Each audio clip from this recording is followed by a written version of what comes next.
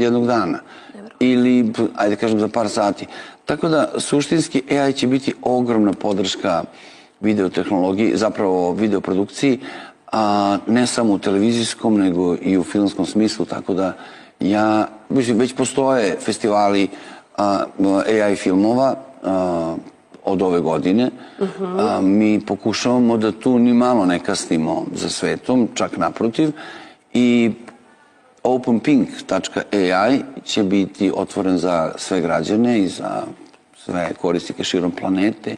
Ja se nadam između 15. septembra i 1. oktobra.